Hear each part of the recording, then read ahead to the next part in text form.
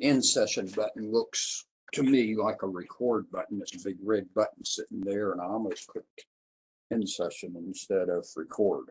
So we started the recording on this session for CIST 2453 on June the 12th at 10 a.m. So, and I've already marked down attendance for those of you that are in attendance.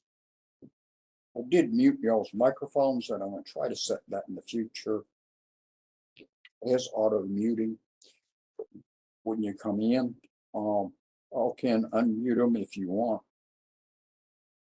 but just be careful on them that you're not putting noise across the network of distraction on it.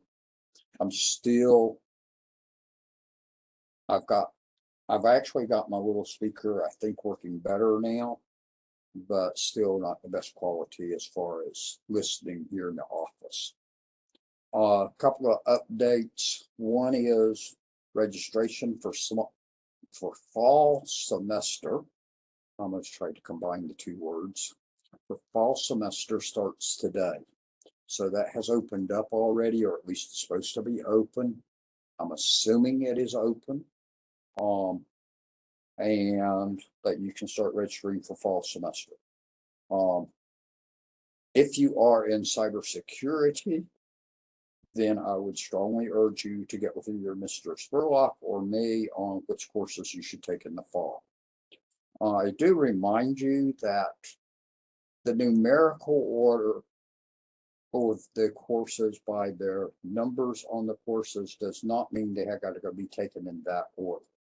In some cases, yes, there are prerequisites there, but you got to look at the courses to see which courses have a prerequisite on. Before taking 1602, I believe that 2602, sorry. Before taking 2602, I'm pretty sure it's 2602, which is the procedures course, where you develop policies for security. I would encourage you to have taken a number of cybersecurity courses beforehand so that you know what it is you're setting up procedures about. However, there is not a prereq on there at the current time. We have recommended to the state that that course be changed to a capstone course, which means taken at the end, and that it have prereqs on it. In the other programs, it would be a good idea to see your advisor occasionally also, but then you've got, it's not as definite on that electives, if you can pretty well choose what you want to do and you still come out in the end. But in cybersecurity, if you will take the electives and network electives that we recommend to you, and those of you in 2453 have definitely done 3 of the networking electives like we would recommend, which is to take 3 Cisco courses. And then you still got another, depending on if your degree or diploma, you've got another networking elective. But if you do the ones that we tell you to do, then at the same time you get a cybersecurity degree or diploma, that you can also get the networking degree or diploma, that you'll qualify for that. Also, that you would qualify for the, if you're doing the degree, you will also qualify for the diploma if you took our recommendations, i.e., in that case, the big key is that you take psychology as one of your general education courses. And then that there's a number of technical certificates of credit that you qualify for also. And the other programs, you can more self-direct yourself, and that's what we'll actually suggest you do in some cases. But we can also suggest courses too.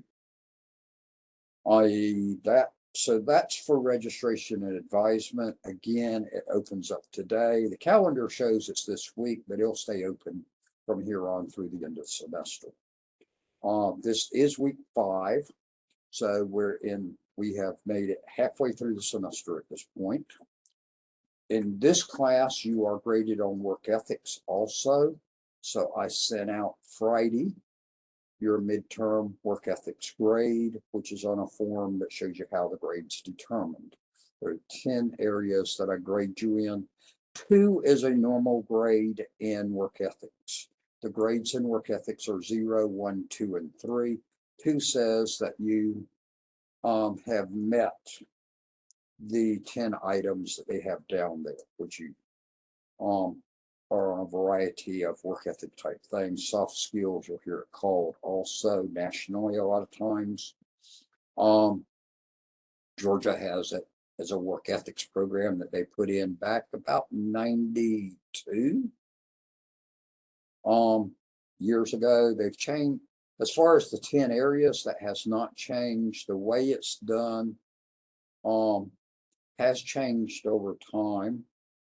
At the very beginning, it was actually given in letter grades, and so students, and it was done in all classes at the technical colleges, and so you get a double letter grade.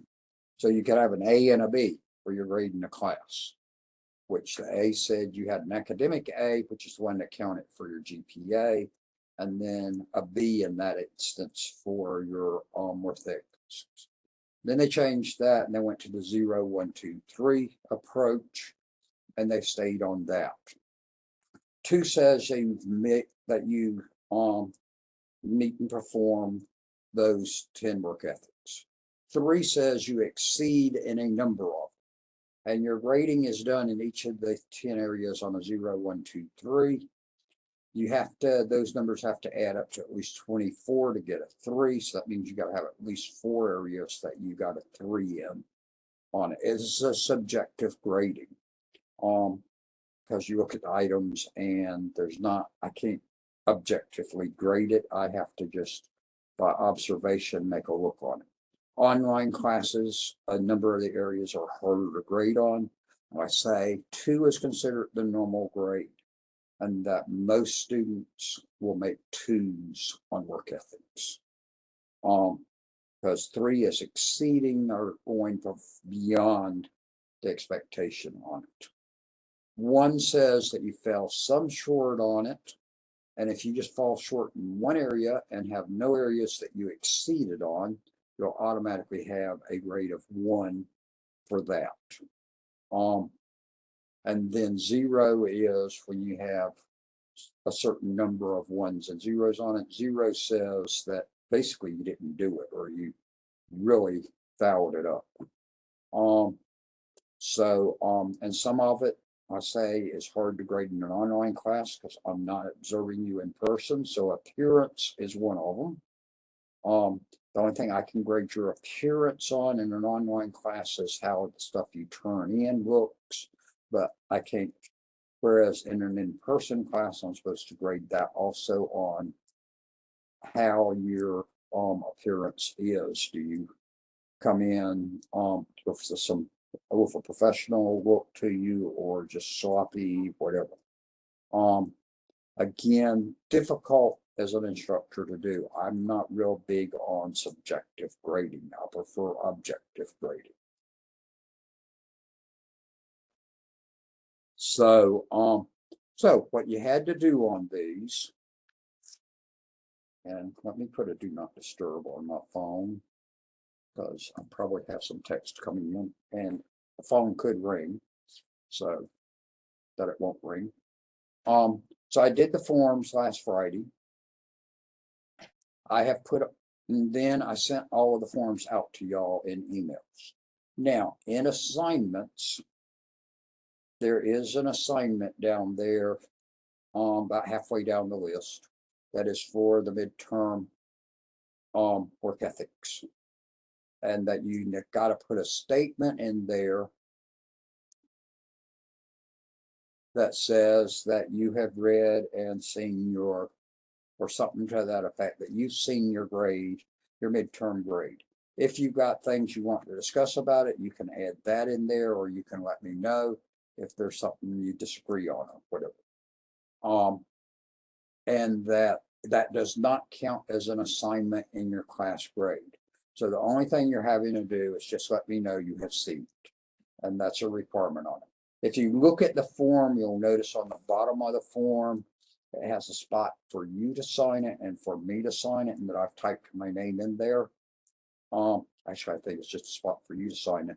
If the grade is not a 2, I have to do the second page, which explains why you either exceed or are not meeting the requirement. And that one that I typed my name on the bottom of it. But as far as y'all on them, that you don't have to return the forms to me. So I don't have to have your actual signature on these. This isn't like the permission form. I just need a statement back from you that says you have seen it. Because it's not a legal document as such on it. It is an assignment. I do grade it, but it doesn't count in your grade. So once you submit it to let it get marked as having been graded, I put hundreds on them, and then it does not count out there as an assignment. So it's not part of your class grade. That's a separate grade. When at the end of the semester, you will, when you look at your grades for the class, whether you look on the grade report or on the transcript, you'll see that you have a letter grade, and then you got a number following it. So the letter grade is your academic grade, and then the number grade, which will be a 0, 1, 2, or 3, is your work ethics grade. The expectation is that what they've always said is that they think that businesses always look at your transcripts. Very few businesses ever look at your transcripts. Now, if you apply for a government job or to teach, yes, they will get your transcripts and look at them. Beyond that, small businesses generally do not get a copy of your transcript, don't request you to send them a transcript or anything. Some of them do if you have it with you, and or may ask you to just supply one to them, but doesn't have to be official, so you can get one and then you make copies for them. Georgia Power does require transcripts, and there are some companies that do, but most companies do not. But like I say, government and teaching type positions do require them. Okay, so they do get looked at from there, but then a lot of them places have no idea, because I've had them comment to me about they saw a transcript from a student and that was confusing of what it had letter grades with numbers after them, and what was that supposed to be? And so the big thing is preferably that you get at least a 2 on it. Okay. So it's something you need to return it to me, that statement. But that's instead of having to sign it and return the form to me signed. That for this purpose, all I need is a statement from you in that drop box saying you saw it and that meets the requirement. Any other questions on that?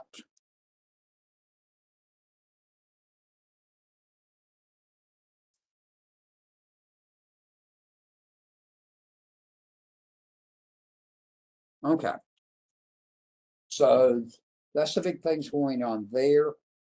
Next week we will have this session Tuesday morning, not Monday morning, because Monday is a holiday. It's Juneteenth. So everything that would be due next Monday is due on Tuesday. So you'll notice I've got the deadlines all set on the 20th, not on the 12th, not on the 19th. Sorry about that. Today is the 12th. So stuff becomes available today.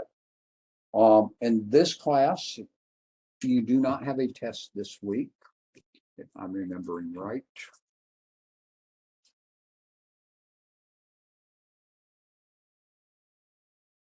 2, 3, 4, 5. There's no test this week. You've got 2 chapters to do, chapters 9 and 10. Let me flip over to the assignments real quick. I don't think you got really anything in 9, but I'm not sure. Let me see. 10 will have stuff to do. Know that. Now, there's no lab in 9. And then in module 10, we'll make up for it because we have 1, 2, 3, 4, 5, 6 assignments in 10. So you got just a total of 6 this week, but they're all in 10. 9 is quality of service. Now, what that is that's on working with your network to prioritize traffic and to have your traffic flow in the best possible way. So you're deciding which traffic's more important than other traffic and trying to make sure that all traffic goes through in a good, meaningful way. And so you're looking at ways on it of what traffic is more important. Maybe there's not. They give the example in the book about out on the highway. If you're driving on the highway, an ambulance comes up behind you. Guess what? Ambulance gets priority driving with the flashing lights going and siren going. It has higher priority on the highway than you do. So you're supposed to get out of the way to let the ambulance by. So that's a higher priority traffic on the highway. Likewise, on your network, and particularly with converged networks, and that's where you may have a data that you're doing your data network and your video and your IP phone network and another type of data that you're sending across, all using the same network. They're non-separate networks. You may well, in that case of where you got data and phone, have data prioritized over phone, because a phone loses a few packets along the way, conversations are carried right on along.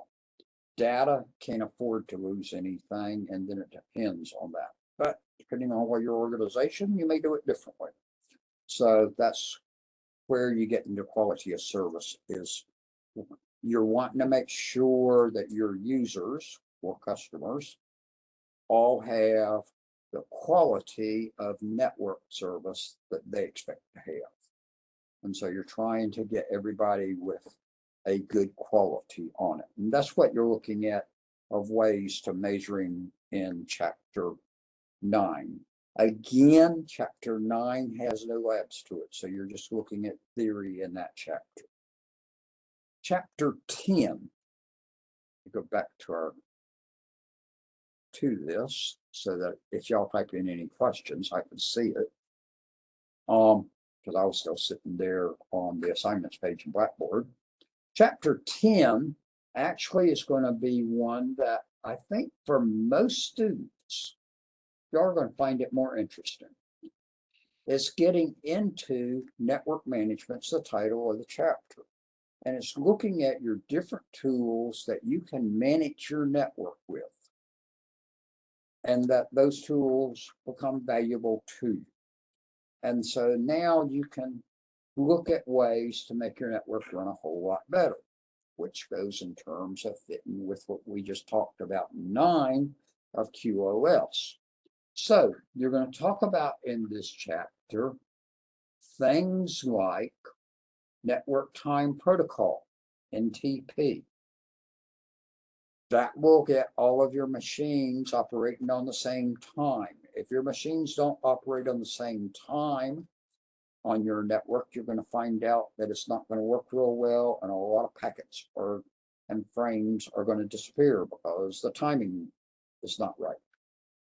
And you'll see that you can do with NTP, Network Time Protocol, you can establish your time from one of your machines as what you want to be your time server, or you can use the atomic clock in Denver, or there's another location or two that it will pull it from too.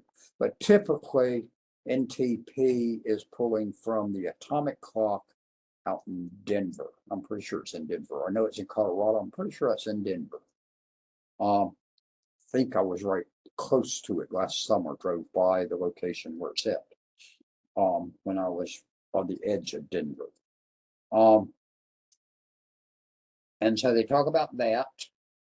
They talk about SNMP, which is Network Management Protocol, simple network management protocol, which will allow you to see what all's running on all your machines and what they're all running, and that you'll see what protocols are running on them and what ports are open.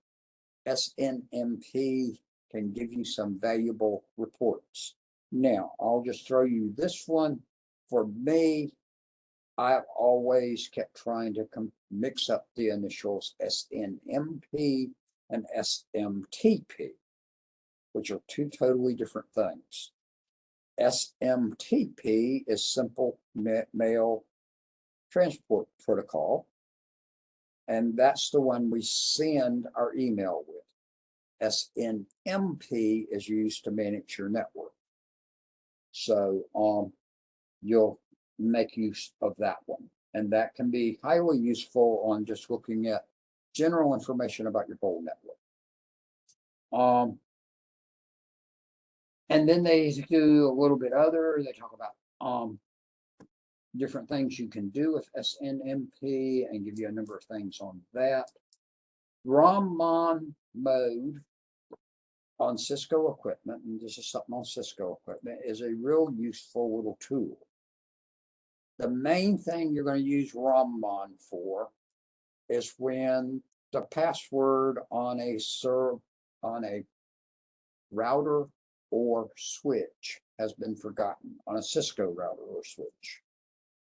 And you'll use ROM-MON to go in and force a reset of the password. It has to be done locally. So that's where ROM-MON will be handy on that, and being able to reset passwords on forgotten passwords on routers and switches. You really don't want to have to use it, but it doesn't work bad. But you're going down to the very basic level into your switches and routers, because it's ROM monitor, read-only memory monitor, and you're going in to reset the password back to its default. So you're going in very basic into that machine at that point. All right. Questions for me today?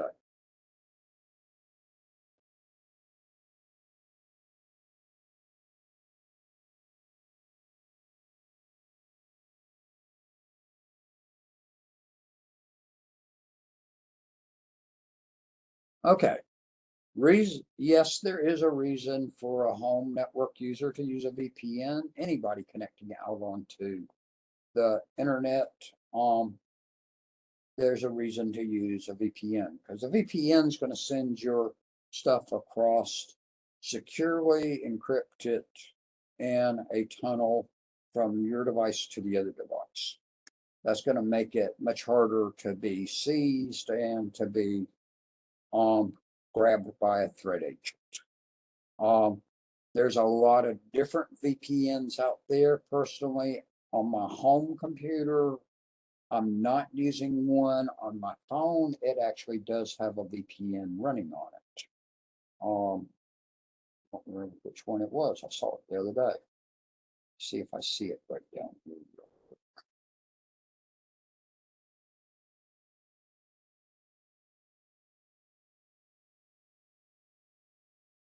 I don't see it right off, but I'm guessing this one supplied by Android, because I'm running an Android and that it's got it on there. Yeah, I do think I know where it is now. I think it's in settings. Let me look right there real quick. But there are a number, there's a lot of your antivirus programs include a VPN with you. So mine may be Avast actually.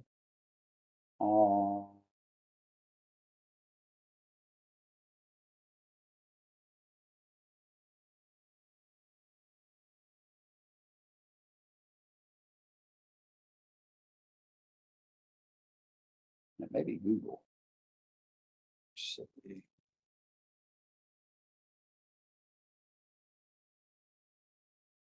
when I was looking at something in here the other day, actually I was trying to pull my pictures down onto my computer, and every time I plug the wire in, I have to go in and tell it again to let it that I want to do file transfer, not just powering, since I'm connected to a computer.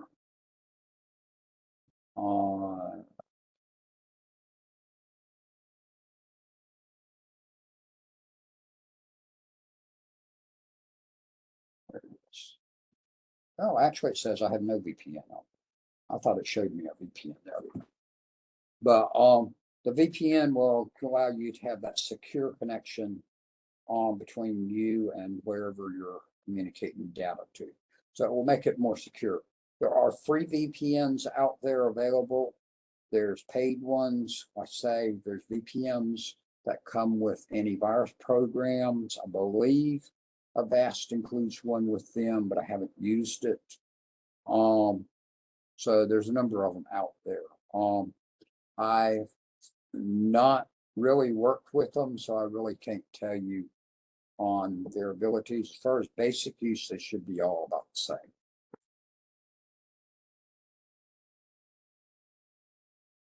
Other questions?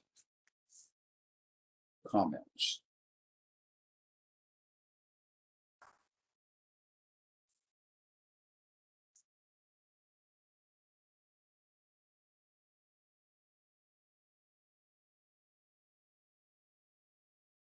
Okay. So we got 4 weeks to go. We got 2 holidays still. We got next Monday, and then you got July the 4th, which is on a Tuesday. And then we'll finish up on the 12th of July. So you've got exactly 4 weeks counting today left to go. Because the 12th is Wednesday, and the last day of class will be Tuesday, the 11th. So all of your stuff is due by then. Also, I will mention everything is in all 3 of my classes. I'm completely up to date on grading. Your class, I have not transferred last week. What was last Monday? Those assignment grades have not been transferred to the Cisco site. But otherwise, I think I've got everything transferred out there. And then I wouldn't have transferred a test that's due tonight yet, because I'm not going to do grade transfers until after their due dates. And then I don't grade items normally until after their due dates also. So but I am completely caught on all of that. So you can pretty well tell what's going on there. So I will see y'all next Monday. Not Monday, next Tuesday. Because Monday is a holiday, so have a good holiday. And I'll see y'all then.